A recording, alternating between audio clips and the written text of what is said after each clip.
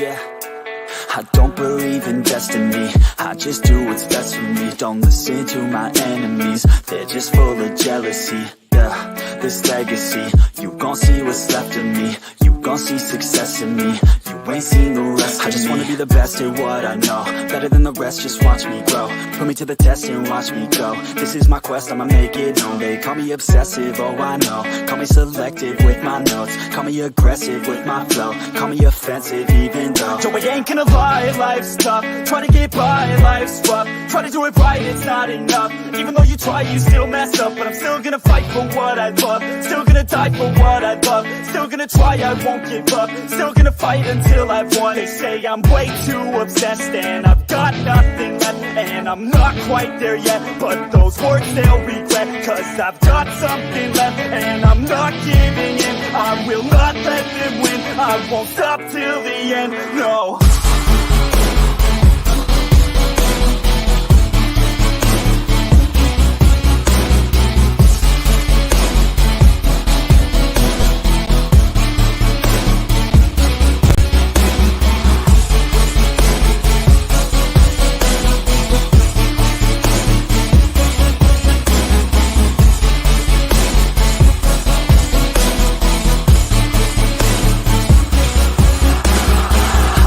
Some injuries, mentally and physically. Studied them religiously so I don't repeat history. And people won't admit to me they don't want a victory bad enough to get a C. They'd rather just go leave it be. And oh, this journey I've been on since 13, working hard and learning, never stopping searching. Yeah, it's burning, all this passion hurts me. I took action working, writing down these words. No, I'm not okay, I just wanna be something. I don't wanna be nothing, living all alone. No, I'm not alright, I'm just barely getting by. But I'll tell you I'm just fine, so you leave me alone.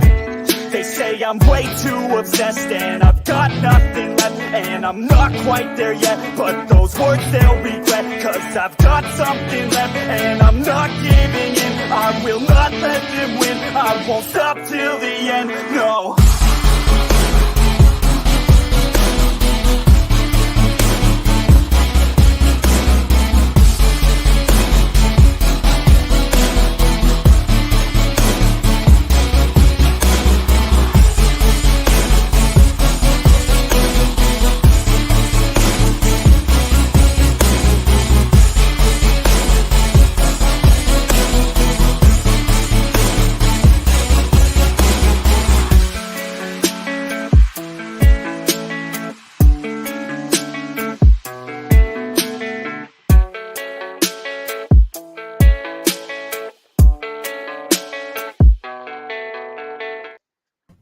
All right, what is going on, everyone? Thanks for being with us here today on this awesome Sunday.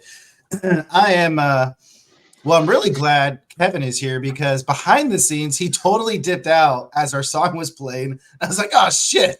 Yeah. Hopefully our guest is still here. So I made it back in time. Yep, he did. Shout out to the Dying Breed community. We have Warrior Bernard, we have Fighters Maxwell Foster Q, Soldiers Boslo Wolfie Unwired, and of course Defenders LG Jodan and Miss Aoife. Thank you so much for your guys' support and helping us keep this channel going. And I am super proud and excited to have the Legion family here with us. But Kevin freaking Sinclair, man, it's great to see you, brother.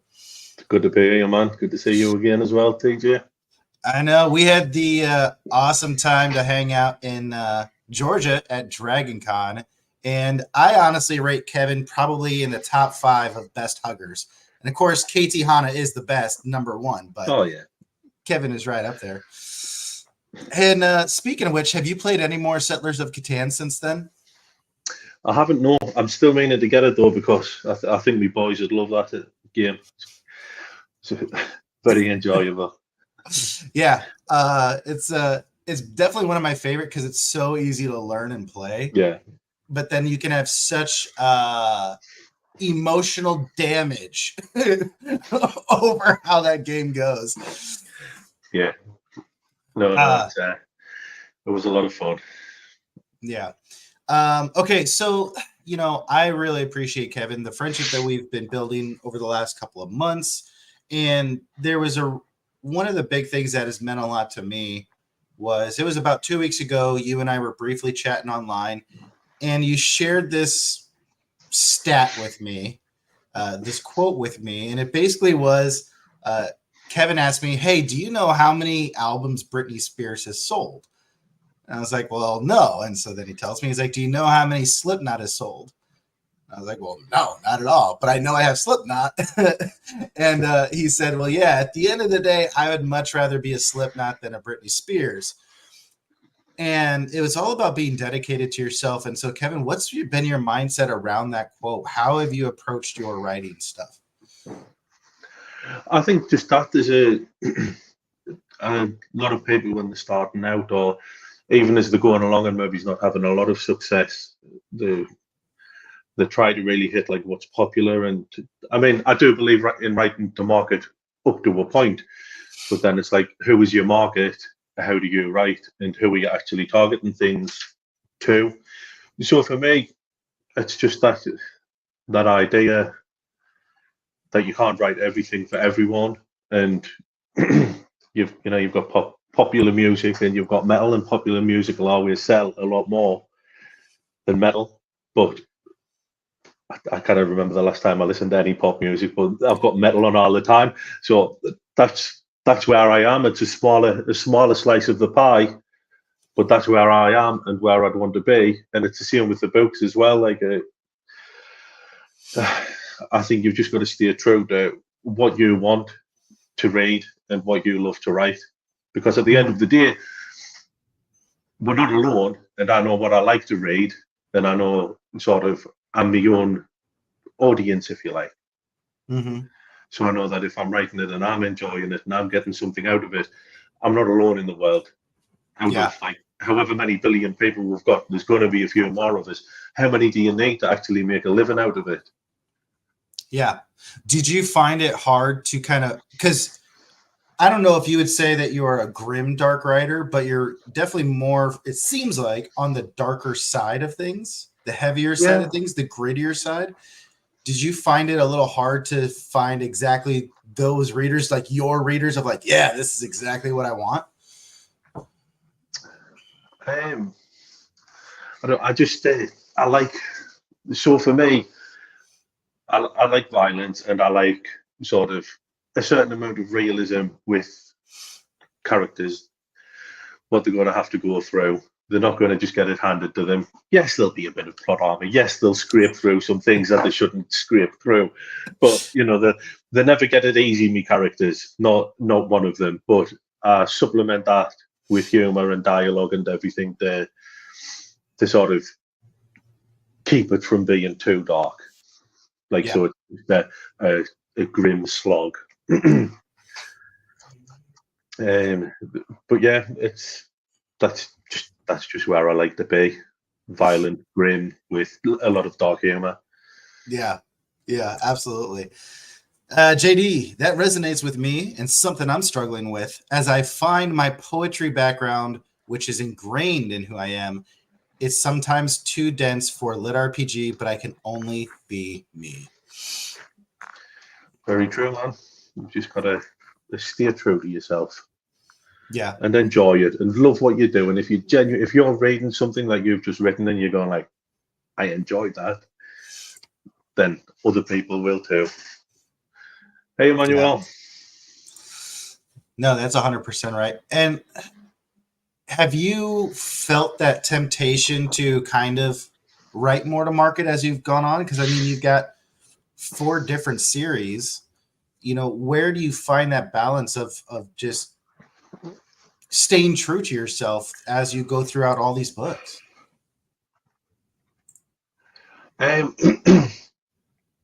With my second series, Disperse, the Sesame Records, I wanted to try to do something a bit different, a little bit more complex, and sort of out of my natural wheelhouse.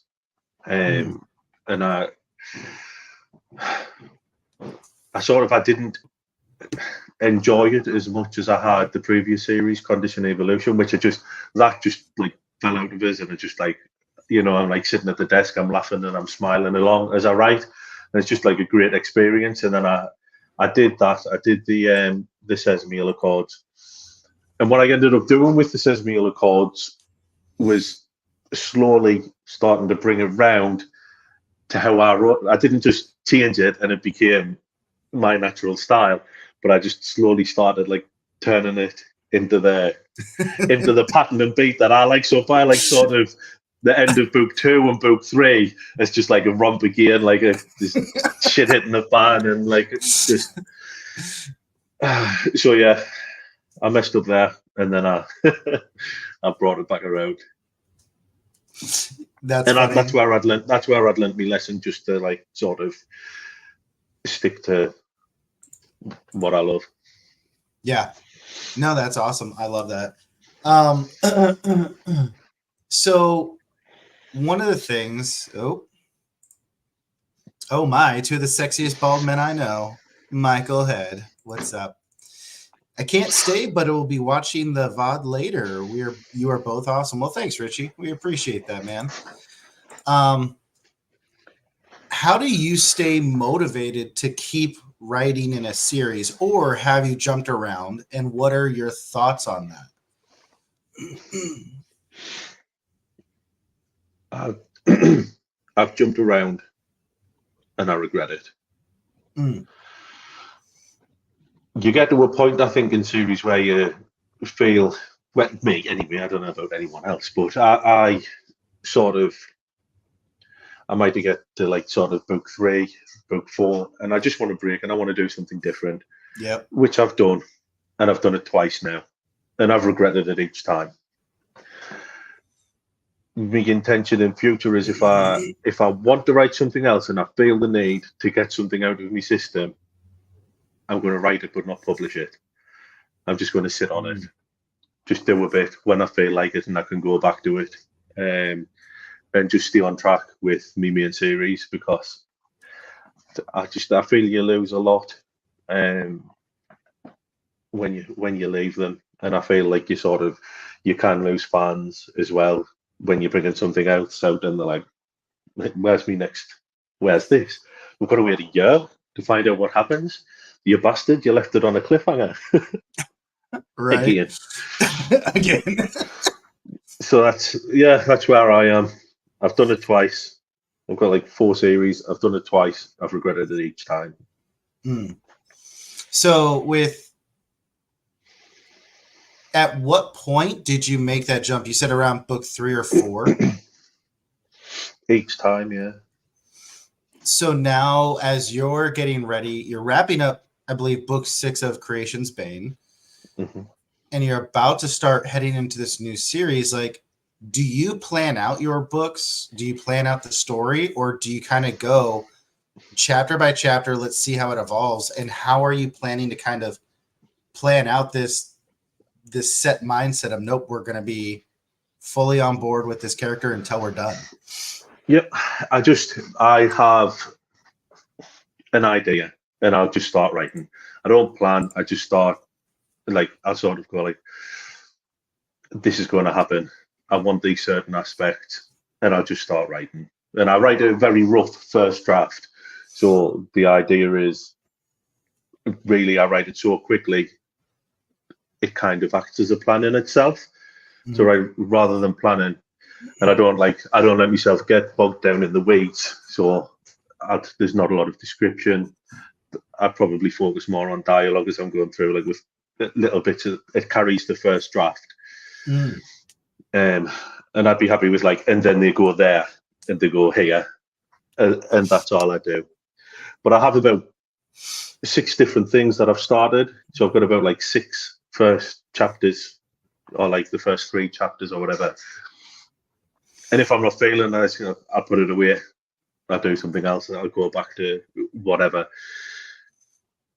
And I'd started a new project, and I'd got the 3 chapters, and I'd clicked on the wrong file, and I was reading something that I'd written about a year and a half ago.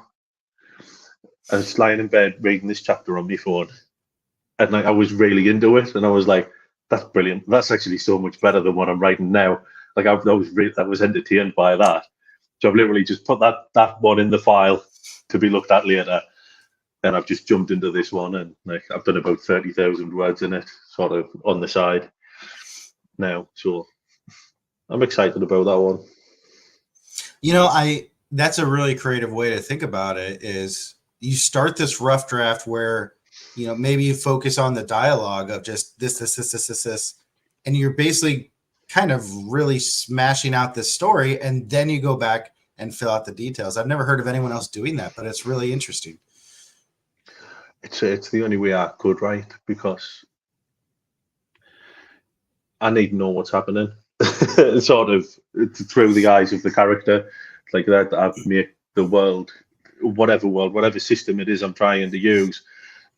You want to see it through somebody who has no experience with it, and they have their own experiences. So it's a lot of fun to write like that as well. Do you find that picks up your speed? Does it slow it down? Like, do you even worry about like hitting certain word counts within certain timeframes? I do.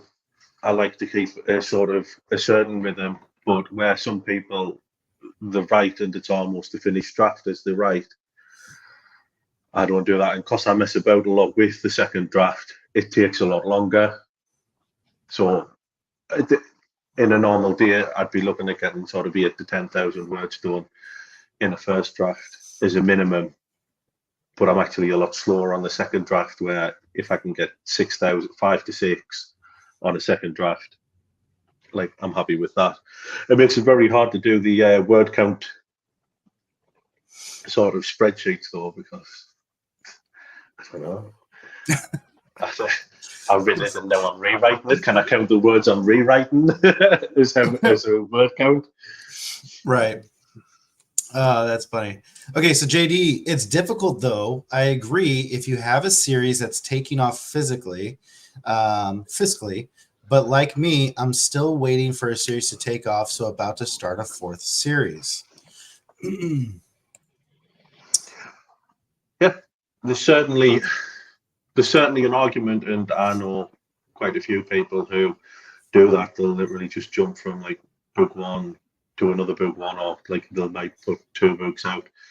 And fiscally, there's a good reason for that, because book 1 will always make the most amount of money out of any series.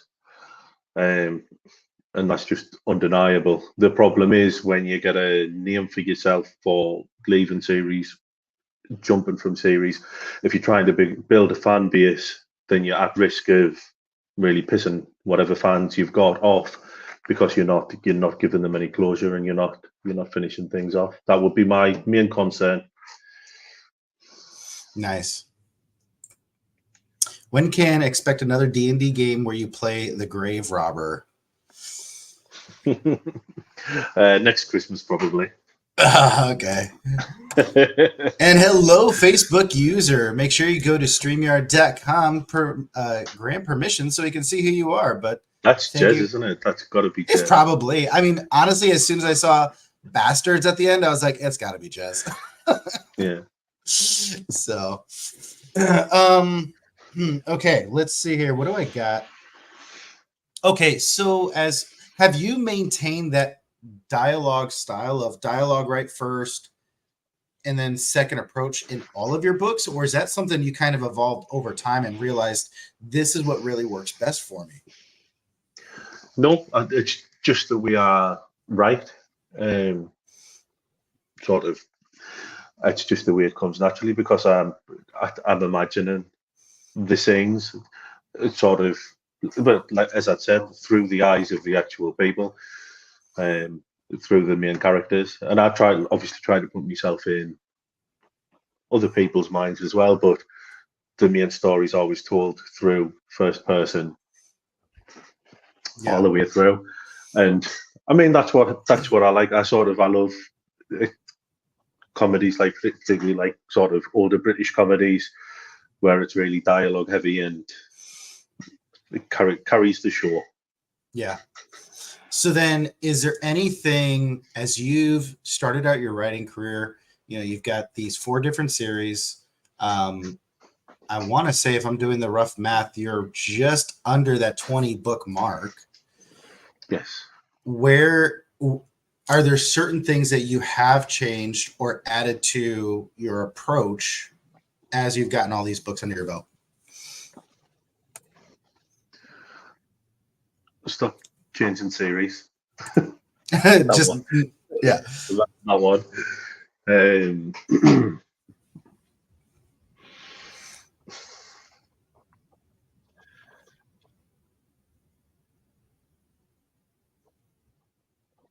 Little tweaks that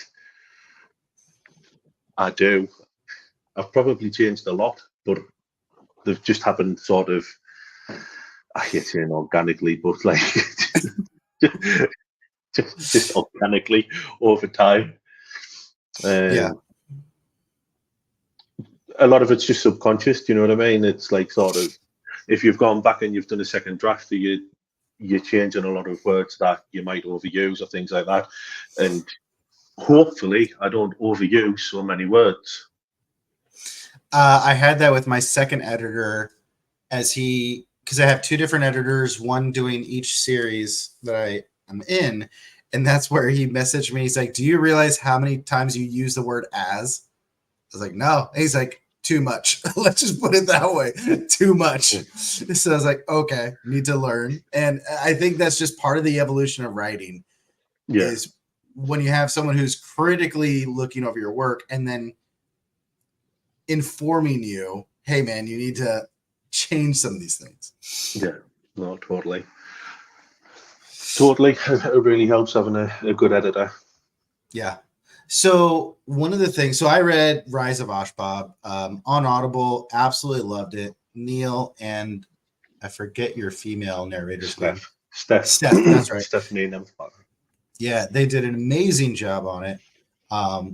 One of the things that I loved, there's a scene, and no spoilers, but there's basically a negotiation going on between two characters, our main character and another character, where there are negotiations in regards to some property.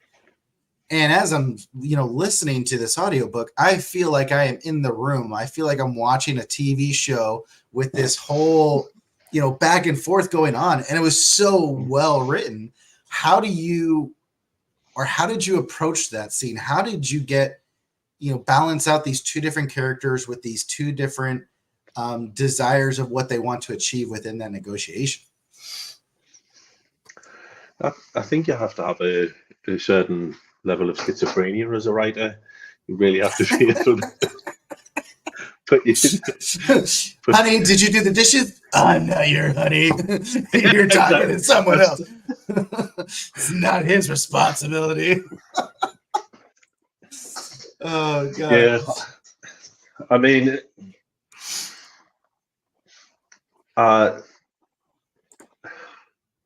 I think a lot of it sort of comes with those drafts as well.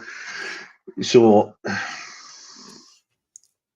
for me, quite often when I'm writing my first draft, everyone will speak like Oshbob and they'll reply like Oshbob. Do you know what I mean? But when I'm doing that, you literally do have schizophrenia.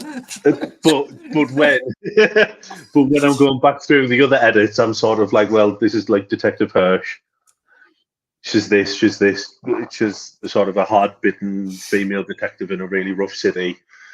She's looking out for her interests while, sort of pretending to be a proper detective. It's just that, and it sort of casting my mind back over all the detective series and gangster series and things like that I've seen, where the kind of attitude and people that they are. Oshbob wasn't too tough for us, to be honest with you. After years of being on a building site, getting in the mind of an orc wasn't so difficult. Yeah.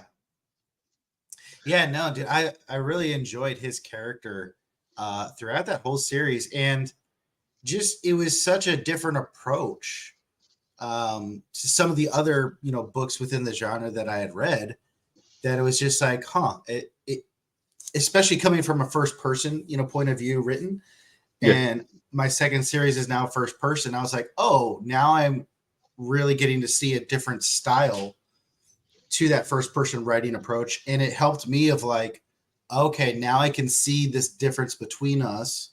And now I can see how to add some of these tools and techniques to my repertoire of writing. Yeah, yeah. I think it's I know there's a lot of people like third person, but there's just something so personal about first person where you can be there in your mind. That's one of the. I mean, I absolutely love writing for that because it's just so much fun to do that. It's so much fun to have those conversations with people. It's like, well, yeah, and I'm made of people. It's better than real people, isn't it? Because ultimately, I can get them to say what I want them to say. Goddamn real people, assholes. Did you ever have an issue of like connecting to your character on a point where it's like, I'm about to write this and this is not me. This is this character. This is what they're saying. It should not reflect me. Yeah, totally. You've really got to dig deep and really get into their skin rather than yours. Yeah.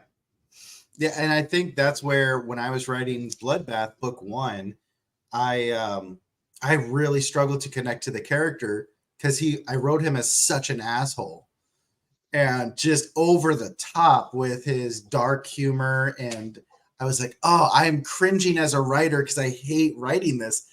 And then there was this redemption part that came naturally in the story progression.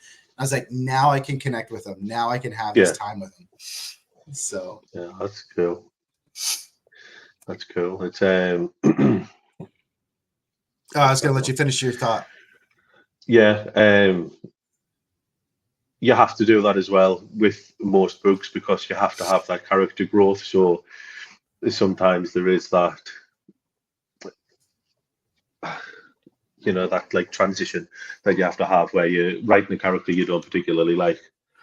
Sometimes it's hard to maintain that character as well. So in God of the Feast, Creation's Bane, Clive, the main character, he's an ignorant arsehole. And he is. It doesn't mean he's not a good person, but he's bullish, like bullheaded. He does what he wants. He'll not listen to people. And like some people say that's totally unrealistic and nobody would ever do that. And they're wrong. Because I know so many people like that. Not me, obviously. Ask my wife. She'll tell you that is absolutely not me. But then he's getting power and he's getting intelligence and he's grown throughout the story. And it's how do you balance that? Because I've had some people say he's got all this intelligence and this power and everything now. He wouldn't be behaving like that. And I'm like, no, that's not necessarily true. Unless he's actively trying to become something else, he would very much act like that. He would very much shoot a spicy ball and go suck on that, you motherfucker. Like because that's who he is. No amount of power would change that. And all his friends would be saying, if he did change, he'd be like, "Oh, Clive, how you've changed. You sell out." So have a bit with the readers about that, where they think that he should have developed in certain ways, and I disagree. And it's my book, so he's going to be an arsehole till the bitter end. Yeah, I mean, I definitely felt that connection in the military, where there are dudes who are straight up assholes, and they will rip you to shreds. But if you just ask them for help, they'll be like, "Well, yeah, duh. All you have to do is ask me, dude, and I'll be there." It's like, how do you balance this out? But that's who they are. I mean, so some of the best people you'll meet are quite difficult to get on with at first until you scratch the surface, and then you find like there's a whole like great person. Do you know what I mean? Do you ever have that? Like you might be at work and like you'll be talking to lots of people instantly, and there'll be like a couple of people who don't approach you, you don't talk to them at all, and a year later they're your best friends. They're the one you're sitting out the back smoking with or whatever. Yep. Actually, one of my best friends now, one of my closest friends now, when I first met him for a whole year, 2 years, I thought he was a giant asshole. He was always quiet, cold-shouldered, stood in the back of the room, almost always had nothing but negative things to say about whatever was going on.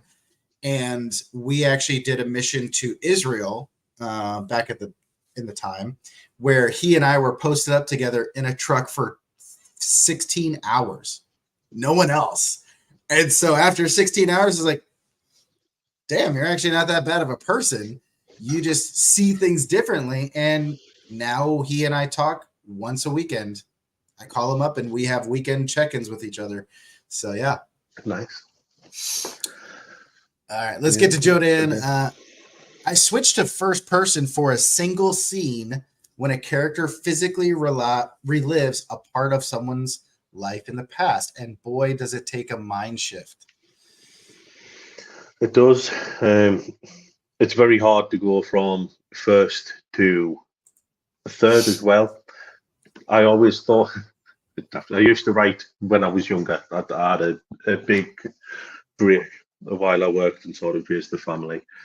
And I honestly thought I wrote in first person when I was younger, sort of like up until about 20. And I went back and read one of my old things and I was like blown away that I was in third person, because when I've gone back to doing it, I struggle to write in third person and I keep slipping into first person. Yeah. When I try.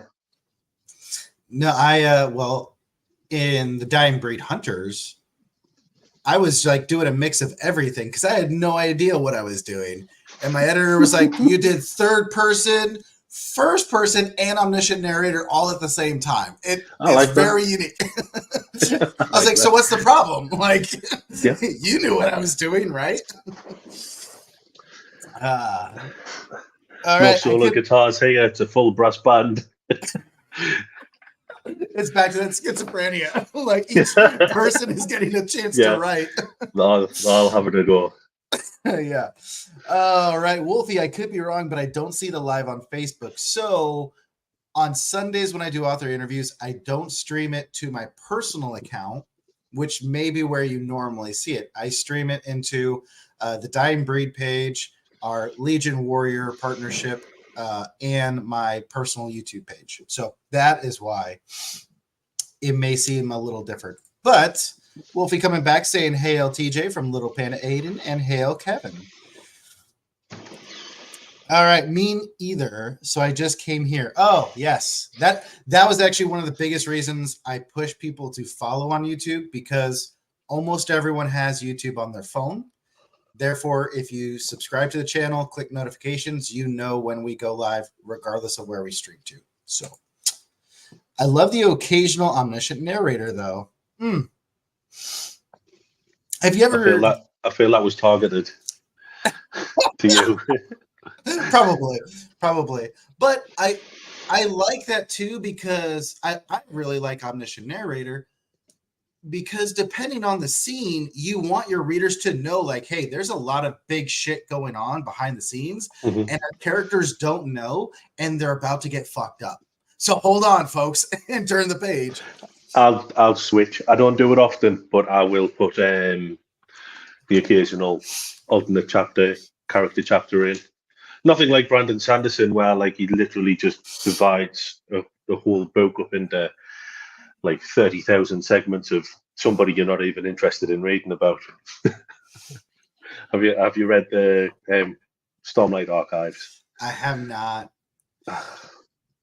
I really like the series, but there's just when you're getting into a character and then they switch to another character, and you know you're not going to get back to the character you were reading about tonight. It's like it's heartbreaking. It's heartbreaking. So I only ever do like one sort of chapter switch, just to give that little bit of perspective. That makes sense. I've had a few people who are like, dude, you need to read Sanderson. And I was like, I don't have time. Have you seen his books? Who in the world has time to read Sanderson? But yeah, they're epic, girthy. Yeah. It's fun to directly warn a reader, though. Yeah, and that's actually why I really enjoy that style. JD, he gets that from Robert Jordan. Ah, Sanderson, yeah. yeah, that makes sense. All right, so Kevin, one of the things that I experienced at least last week, I'm about to finish book 3 of the Bloodbath series called Slaughterhouse. I was right towards the end, and I felt super intimidated actually by the ending of the book. I was kind of struggling with some doubts. I was, nervous about, okay, is this really going to do justice? Did I have enough of a climax leading to the final event that's supposed to happen? And will the readers like this? Because books 1 and 2 are not even released yet. Everything is behind the scenes being shelved and ready to go. Did you ever have that feeling sensation as you've written all these series and kind of come to the conclusion of it all? I think I feel like that at the end of every book. Yeah, it's. I think it's exciting as well to sort of bring everything together at the end of the book, but it's definitely tinged with fear. Sort of, yeah. I get that a lot, and it's that. My God, should I do this? Should I really go that way? Fuck it, I'll do it.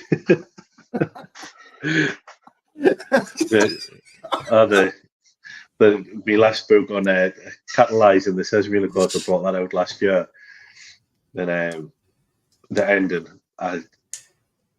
it's a brutal ending. It's a surprise ending, and I ummed and ahed, and I very nearly didn't do what I did.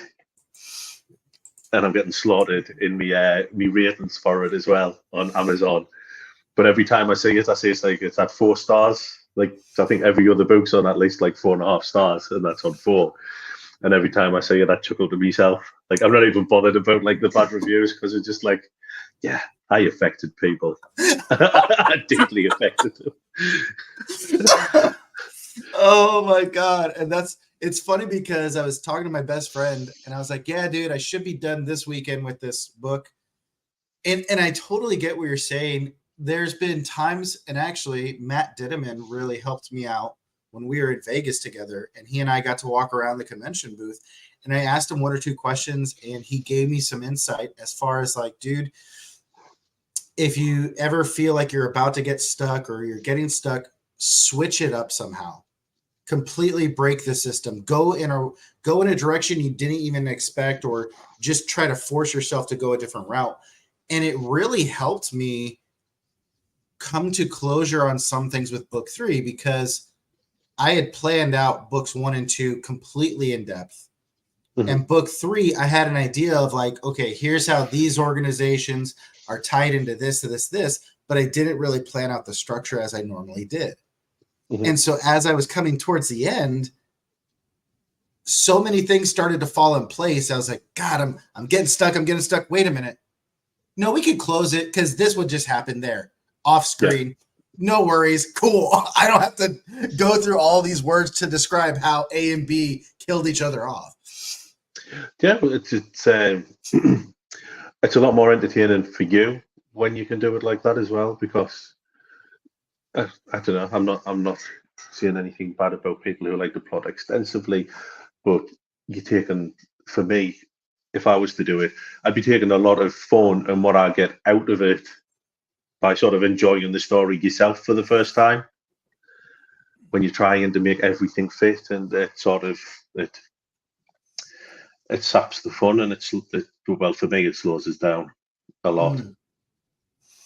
I kind of see it almost the same as you, though, where when you're writing that first draft and you're really heavy on the dialogue, I would say it's almost just kind of a flip of, I am doing a rough draft, almost of planning out, we're going to go A, B, C. Here's all the unique items we need to do along the way. And then I just get to fill in the dialogue with all the fun of, and one of the characters is, this little bastard right here. And so what's fun is I get to the character dialogue is I'm literally hearing Brian's voice and how he and I sarcastically talk with one another. What I find is I'll get to this point where I'm having fun, but I'm like, I don't know if the readers are going to really keep going for another 2 pages of sarcastic dialogue. So I should probably cut it and just move on. And my editor, as he's going through 1 or 2 things, he said, hey, I don't think someone would phrase something this way. And I was like, well, Brian Norton would, so it's fucking staying. Yeah. Oh, you get that so much that somebody wouldn't say that or somebody wouldn't do that. And it's you've just got to ignore all that because it's people in their world, in their little sort of bubble. That might not happen, but that's just like one small bubble. And yes, people really do talk like Brian. Yeah. He's a special guy. He is mighty special. But I feel like that's where you as the author, especially for us as indies, where we don't have to answer to anyone but the readers. But I guess maybe we have to answer to the characters of being true to them and just saying, no, this is exactly what I want this character to say and how it's going to paint him for a certain reason. Don't touch it. Absolutely. You've got to be very careful following the the advice of readers. Very careful. Have you ever taken the advice of readers, made a change in a future book, and then regretted it? No, never. Peasants. Not at all. Dare they tell us things? It's not. I don't even think it's that. It's just like this is yours, and you like giving it to someone. Do you know what I mean? It's sort of you're not asking somebody what they want and then writing it for them. You were creating something and like handing it over. So that's yours. It's not nobody. I mean, I'm sure there might be some readers from my area who've lived like my life or think they can get into the mindset of my characters better than I can, but I haven't met them yet. And I just advise them to write a book. Yeah. Instead of picking on mine. Yeah. That's a good point. I found it interesting to where there's sometimes now when you have those readers who are like, well, why didn't you do this? Maybe, you should have done this instead. It's like, maybe you should just let the story evolve and develop the way I planned it out. You're giving me critiques on chapter 12. Well, guess what? That was the setup for chapter 30, and you haven't even gotten there yet, or whatever. So, yeah, just enjoy the story, people. And just close the book if you don't like it. Just enjoy the story, people. Leads perfectly into Brian's statement. I've said it before, and I'll say it again. Kev severely undersells how funny his books are. The key scenes will forever be my favorite moment in lit RPG. That was the Oshbob one he's talking about where he was pretending to look for the keys. Yeah. That was awesome. Jodan, my outline is Little Orphan Annie, mostly abandoned, but occasionally the red outfit catches my eye, and I make sure it hasn't run away completely. Yeah, I can feel that. Totally get that. Yeah. Well, I mean, that's kind of the exciting part, right? Is when you get to go on this adventure, like you said, for the first time. You don't know where you're going, but that's where you're going along with your characters, and you're just going to have fun with it. Absolutely. I wouldn't do it if I wasn't having fun. If I felt like I was just churning things out as some kind of book factory, just hitting the same points, writing the same book again and again and again, I don't think I would do it. And I'm not criticizing that. I mean, I read Bernard Cornwell, and he pretty much writes the same book again and again. And I love his work, and I've read pretty much everything. But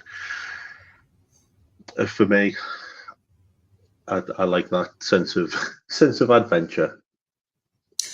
So, the first book you published, and let out in Lit RPG, how many times did you question yourself and almost decide it wasn't worth it?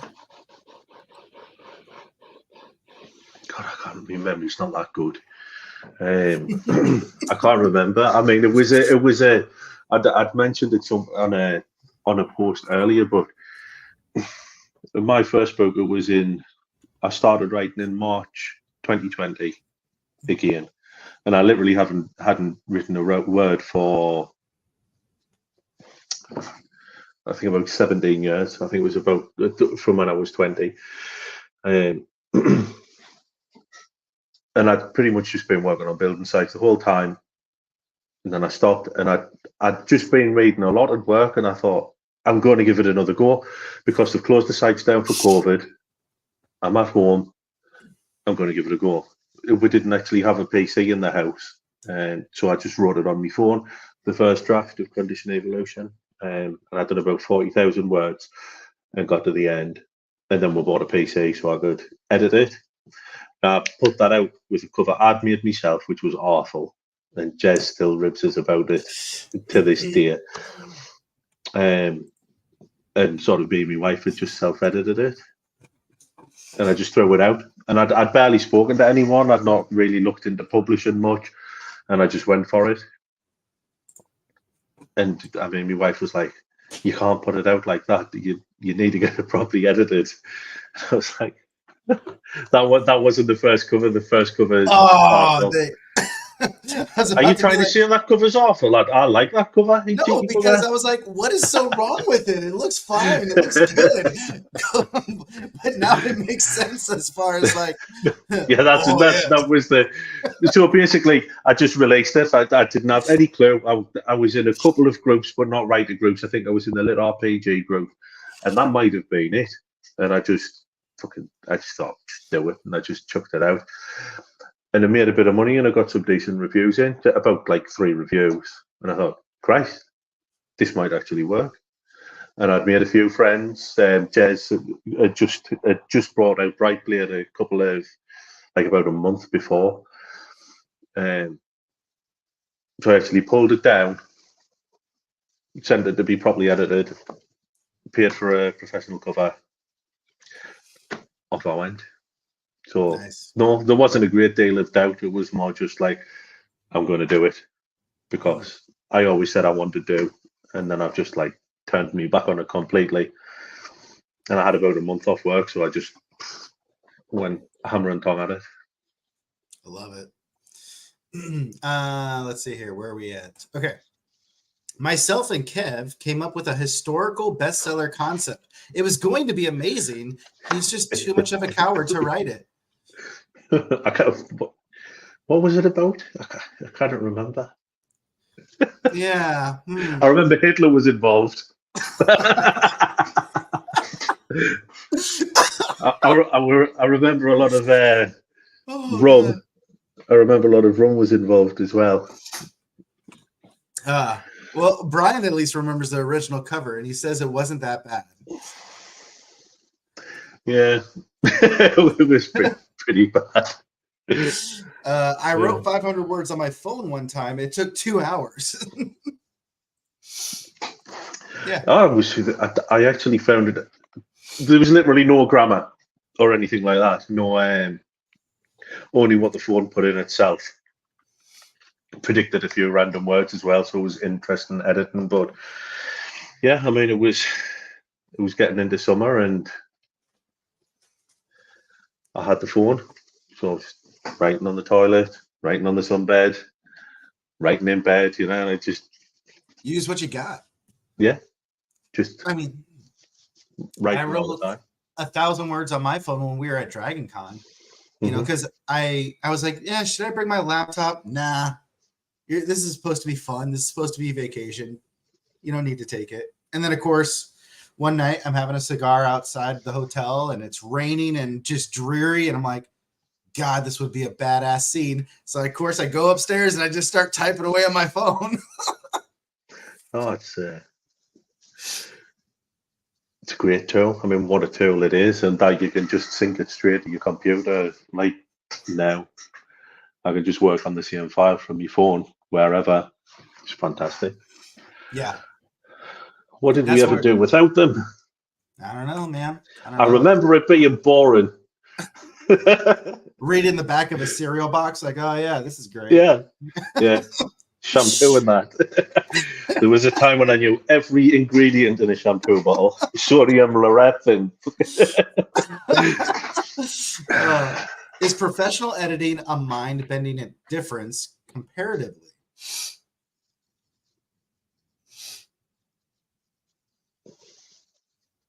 I don't get it, sorry. Jodan, see if you can rephrase that question for us. I think I know what you're getting at. When you get that edit back from the professional editor, in comparison to what you had and what you edited, how much of a Okay, so I don't use like dev edits at all. The most I'll use is a line editor who help like with a little bit of restructuring sentences, just turning things around when they need it, and that overuse thing. But mainly it's just copy edits and just sorting those sort of bits out. Mm-hmm. I know like some people use dev edits and they get like tons of changes and they rip out parts and things like that. But no, I've already been through it 3 times myself. And if I'm happy enough with it, to send like once I'm happy enough with it, I just take it as it is. Yeah, I mean that's where my new editor work on the Bloodbath series. He kind of gave me some comments back of like, well, hey, what about this? What about that? I was like, nope, not changing it, dude. I just need copy line. I need grammar, spelling, because That's the all book is already set. I'm writing book 3. And I'm not doing major changes. Fuck that. Yeah. And it's even with that, like, I'm sure there's some like fantastic dev editors out there, and like there really will be. But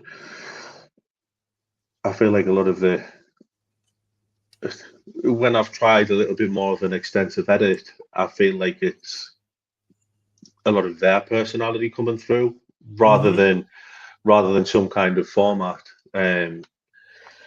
So I worry about that, and I ignore it. I've ignored, like, when I did do it, I ignored pretty much most of it, like you say.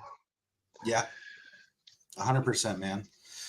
God, there was a question. Oh, when it comes to the lit RPG elements, one of the things I have done is when I go through on the second pass of the manuscript, that's actually when I will normally add in the lit RPG elements. And I've kind of switched it to where as I wrote, I was like, okay, yeah, he would have achieved this at this point or unlocked this. But I also found on the back end, I was like, no, I can add in all of those elements given the way that my system works. How do you add in that? How do you balance that side of the writing? I tend to add them roughly as I go, and then I tend to balance them afterwards. Not always right, as I've been told, but yeah. I'll put them in as I write the first draft. That a power up or an increase will be achieved, but I won't like spend a lot of time. That first draft has to be quick. It has to like flow. I kind of be writing loads of facts and figures, like sort of making sure that everything tallies up. But when I'll go through on that second draft and third draft, I'll check then. Okay, gotcha. Yeah, I definitely feel like that was going on the back end because, hey, let's worry about all the details. Let's get everything right, and then let's just match it all up at once. You don't have to worry about the storyline or the dialogue. It's just you can focus more specifically on those key factors. Yeah, and I mean, for me, the great thing about writing in that way, so I have a good solid second draft, is that you can really like. I know it sounds daft, but your character might be going along. They're getting some shits. They land up the coast to go and like take a town, and all of a sudden you realise that 3 ships wasn't enough. You needed 5 to achieve whatever it is you wanted to do. so you can just go back and add the extra ships in and like the whatever like backstory you mean. And it sounds daft, it sounds mental, like sort of because when you're reading it as a reader, the ships were always there. But for that, I love that aspect of writing as well, where nothing's concrete. No matter what you write, no matter which way you go, you can always justify it because you get to go back. I've gone there. I went on my screen. Yeah, it's you can go back. That's where you stop at. Yeah. Yes. No, I just love that ability to go back and sound so much cleverer than you actually are. Yep, I totally meant this. Yeah. Nice. All right, dude. So you got 4 different series. You're currently writing the final book of Creation's Bane. I am, yes. What's next for you?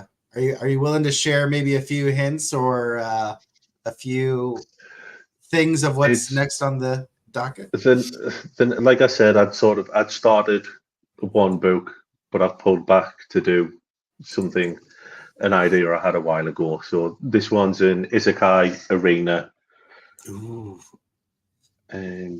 story, and it's going to be violent, funny, fast.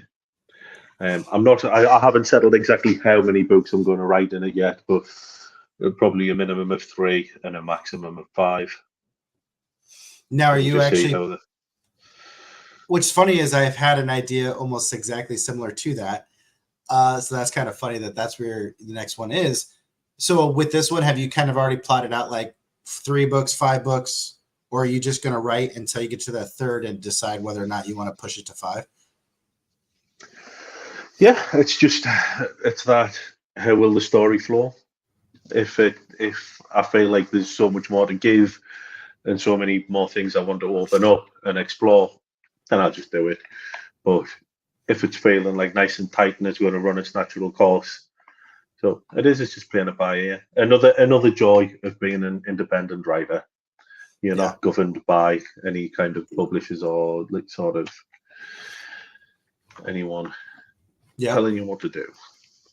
All right, Big Brian coming in. On the topic of sounding clever, though, Kev did have a really cool moment for one of his characters when they added points into intelligence, God of the Feast. It was one of the smartest portrayals of actual intelligence increases I've seen. Was this the Joel in the cage with the bugs, killing the bugs? I think that might be what he's talking about. He'll have to let us know. Yeah. I know I definitely added it absolutely was.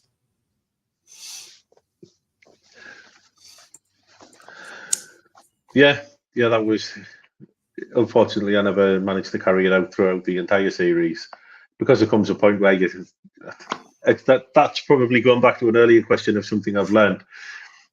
Just being really careful with your stats at the beginning and having like a clear progression for and an explanation for how they will present throughout the book, because you find yourself getting to a point, not in all stats, like most of the stats you can continue with, like sort of strength you can show clearly how you're getting stronger or more dexterous or faster or anything like that, but intelligence is a really tricky one. And I tend to sort of use it as the ability to think. So you're not going to suddenly become like Einstein or something like that. You're not going to know all those things, but your ability to think and process information should speed up dramatically. Yeah. I know that's where at the end of book 1, I believe, I knew where I needed to take book 2 and what I wanted to do with book 2. So I had him add intelligence stats to a certain point into him so that it would hopefully make sense of like, yeah, he can understand and connect all the dots of that. So, but yeah, after that, I was like, all right, we don't need this anymore. Yeah. Let's just not mention it again. I mean, he's an assassin. Like, We don't need all this stuff. We're just gonna go kill people. Nice. That was a good bit for sure. I enjoyed your approach to intelligence with that. So, yeah, that's I have an arena scene in book 4 of the Dying Breed, and I absolutely loved it because I bracketed out. Here's all the different guys who are in the arena gladiator system. Here's all their different fighting styles and characteristics, and so I got to go from one match to another. And the matches I didn't want to do, I just gave some narrative of like, oh, the crowd reacted as he did this. And Golgoth was not concerned because of XYZ. And it was so much fun to write because you get to focus on one of the best things to write about, which is combat. Yeah. Absolutely. That's awesome. I'd be interested to read that. I like a good arena one. It's a funny one to balance, isn't it? Because while combat's great and arena fights are great, it's hard to fill a book with just that. Yeah, well, with it was a really build up, and honestly, book 4 was us really talking about the main antagonist from book 1. What is his backstory? How did he do it? And we're really kind of closing a lot of those loops from book 1 that weren't really answered. And so you have this epic journey that one of the characters is going on to fulfill his master's, the antagonist's desire. And along the way, he gets in there and he's only a small boy and he enters the arena and everyone is like, who the hell is this kid? Why is he here? And the whole time, everyone kind of looks down upon him for not taking him seriously, and he just comes off the wall with these crazy things of winning every single battle. So yeah, it's been so fun to really have that climax and build to all of a sudden get us to the next stage of the story. So we'll see how it goes, but I'm excited for yours, man. How many are you writing in that? So I planned out the God King Emmanuel saga was going to be 4 books, but the series could be anywhere from 13 to 15. Because when I thought about it in different sagas because I wanted to focus on different characters within the saga per se. Now, the main character, Liam, he's going to continue on through about 2 of the 3 sagas.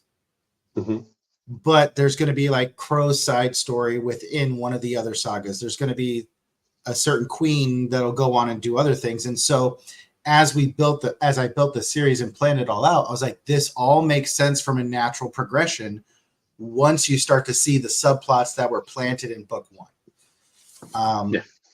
So that's where I was like, okay, let's finish. We'll finish book 4, that saga, that's complete, and we'll see how it goes. But I'm working on this 3rd series and slowly building the entire world Bible with all the different details and getting it ready. And I'm about 5,000 words into this new series, kind of like you, like just slowly writing it on the side when I have time. Yeah. And I think I might do this 3rd series before I finish book 4. I don't know. That sounds like a fantastic idea. Completely against Kevin's advice. No. I mean, JD was right as well. I mean, if you need to move, you need to move sometimes, isn't it? It goes back to that same thing of like, you've got to do what's best for you, what's best for your like sanity and everything. You get burned out on writing the same characters sort of all the time. Like, you do need that break. Sometimes I don't feel like I can do justice for the characters as I am, sort of, unless I have like create a little bit of distance. Well, it makes sense when you're writing a first person that desire to have a break away from the character is even more prevalent than if it's a 3rd person or omniscient narrator, because you're so close to their mindset. Yeah, no, totally. Awesome. Very much so. All right. Well, you guys, we've hit an hour and we've covered a lot of material. So if there's any final questions that you have for Kevin or myself, definitely put them in the chat because I don't want to keep this guy from his writing because we kind of interrupted it. Give him a little break. It's dinner time now. Oh, nice. That's awesome, man. Yes. Yeah. Chicken curry and chips. Oh, dude, I love curry. Curry, chicken marsala. Oh, I could have that every day. Me too. Brian Norton, it was a pleasure seeing the lovely faces. It was a pleasure reading your comments, Brian. Thank you for coming, mate. Mm-hmm. Taking time out of his day just for us. So, all right, guys. Well, I think that's it, dude. Kevin, thank you so much, man. I really appreciate this. I've been looking. Thank you for having us. Months. Me too. So, Me too. All right, great chat, you guys. Thanks so much, everyone, for tuning in. Thank you to the Patreon community, the Dying Breed, to our friends at Legion Publishers, and look forward to some new announcements as we try to line up the next one or two authors. So, Kevin, thanks so much.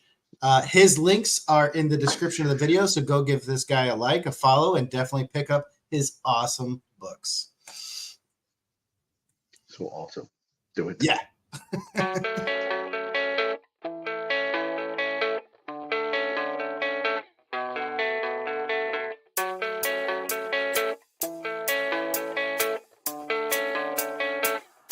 Yeah, I don't believe in destiny. I just do what's best for me. Don't listen to my enemies, they're just full of jealousy.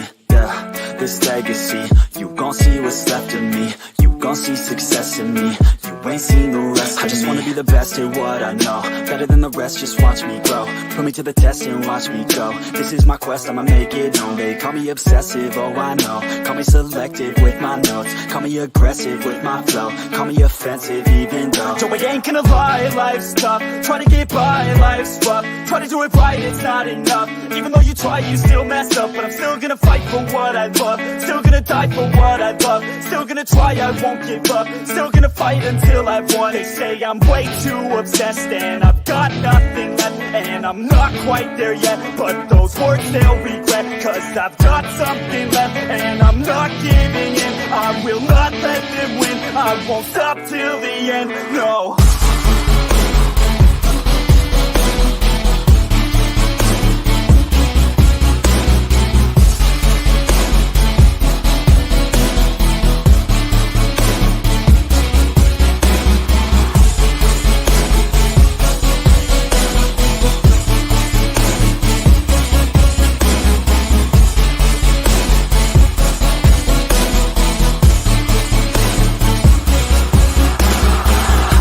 Some injuries, mentally and physically. Studied them religiously so I don't repeat history. And people won't admit to me they don't want a victory. Bad enough to get a C, they'd rather just go leave it be. And oh, this journey I've been on since 13. Working hard and learning, never stopping searching. Yeah, it's burning, all this passion hurts me. I took action working, writing down these words. No, I'm not okay, I just wanna be something. I don't wanna be nothing, living all alone.